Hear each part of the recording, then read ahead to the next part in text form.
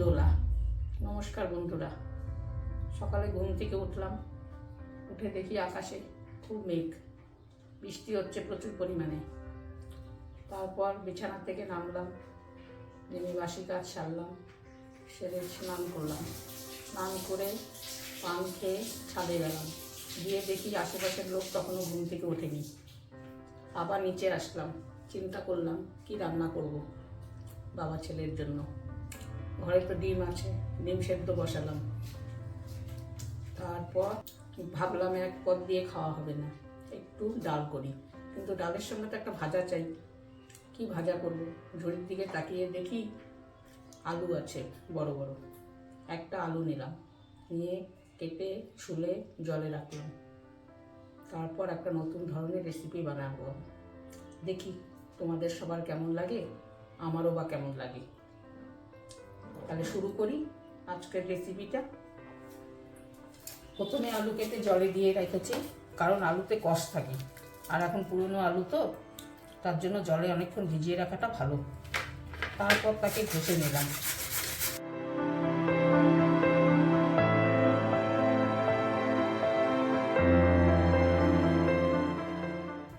তারপর আলুটাকে ঘষে রসটা চিপিয়ে নিলাম।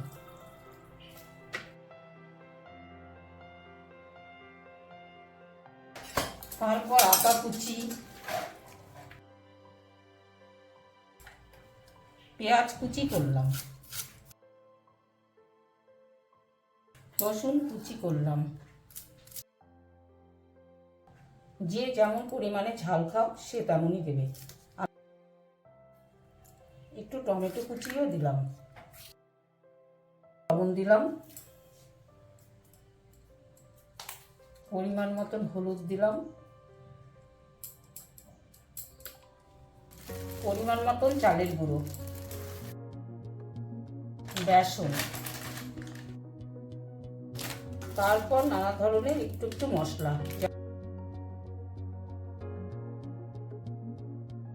তখন একটু ডাল ভিজিয়ে রেখেছিলাম, সে ডালটাকে বেটে নিলাম, ছোলার ডাল। তারপর একটা ডিম ফাটিয়ে দিলাম।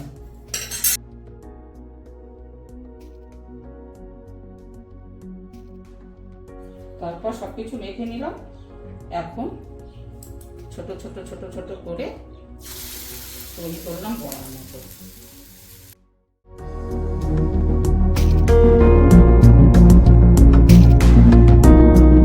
এক পিস হয়ে গেল, এখন উল্টে দিলাম।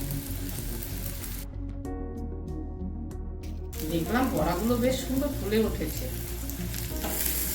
খেতে যে কেমন হবে দেখি বন্ধুরা, আগে নিজেই টেস্ট করি ছেলে নিয়ে, তারপর বোঝা যাবে।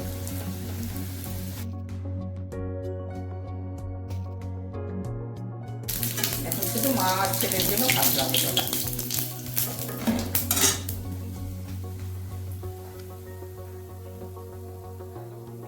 বাবু আয় তো দেখো বাবা কেমন হয়েছে। দারুণ বানিয়েছো দেখছি। দারুণ, থ্যাংক ইউ, দারুণ হয়েছে। এবার আমরা ভাতের সাথে কিছু খাই। বন্ধুরা, আমার পকোড়া ভাজা হয়ে গেল। যদি ভালো লাগে আমার পেজকে লাইক করবেন, শেয়ার করবেন, পারলে নিজেরা বানিয়ে খাবেন বাসায়, অতিথি আসলে তাদের খাওয়াবেন। আমরা তো খুব ভেজে গরম গরম খেলাম, বৃষ্টির দিন খুব মজা পেলাম। ধন্যবাদ।